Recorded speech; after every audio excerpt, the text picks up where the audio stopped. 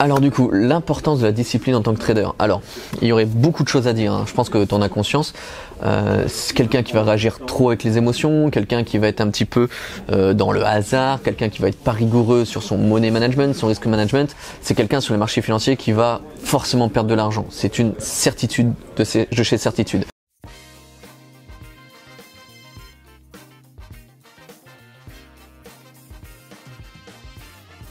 Et moi, je donne un exemple assez souvent. C'est vrai que je suis un trader qui, assez généralement, je termine assez tôt ma journée. Alors, des fois, elle peut durer un peu plus longtemps, qu'on soit OK. Mais en fait, ce qu'il faut comprendre derrière ça, c'est pas la personne qui termine sa journée tôt, c'est la personne qui remplit son objectif et qui cherche justement à partir une fois que son objectif est rempli.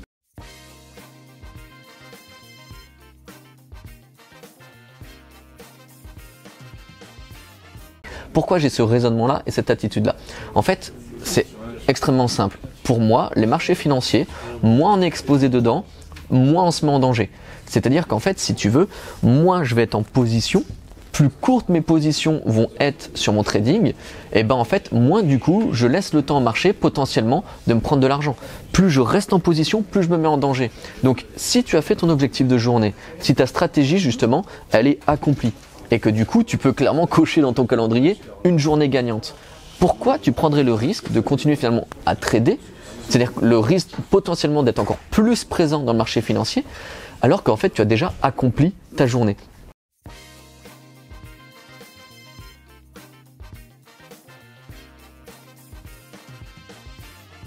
Donc on en revient encore à ça, mais d'avoir une discipline, de se dire que quand j'ai fait un gain journalier, je m'enlève du marché, j'ai réalisé ma journée, mais ça marche aussi du coup avec le daily stop loss. C'est-à-dire que quand tu as une perte financière que normalement, une perte financière journalière que tu as atteint, pareil, tu dois couper ton PC et partir. Et ça, ce sont des choses importantes justement qui sont totalement en corrélation avec la discipline du trader.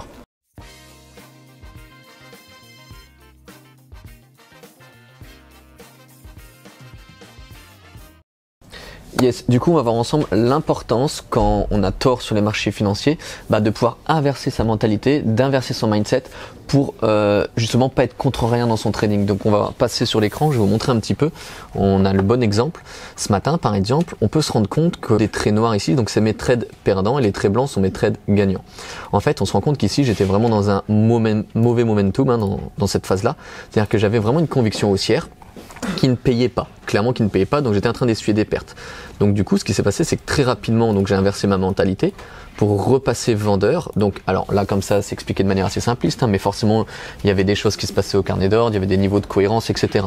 Mais donc du coup, j'ai inversé mon mindset pour repasser vendeur à ce moment-là. Et ce qui fait qu'en fait, si on fait un global juste de ce moment-là, j'ai terminé à zéro. C'est-à-dire que j'ai eu des pertes au début, j'ai eu des gains un peu plus sur la fin, mais uniquement grâce au fait que j'ai pu inverser ma mentalité. Donc sur cette séquence-là, on est à zéro. Ok. L'ouverture de cash arrive. Dans ma discipline, je trade quasiment jamais entre 9h et 9h30 parce que c'est très volatile et très violent. Et là, de nouveau, je vois que par contre, ma conviction haussière que j'avais au début, elle a lieu. Donc là, de nouveau, j'inverse mon mindset, c'est-à-dire que je ne passe plus vendeur et acheteur. Et dans cette séquence-là, en fait, on réalise des très jolis gains parce que ça a été un cumul de plus 30 ticks.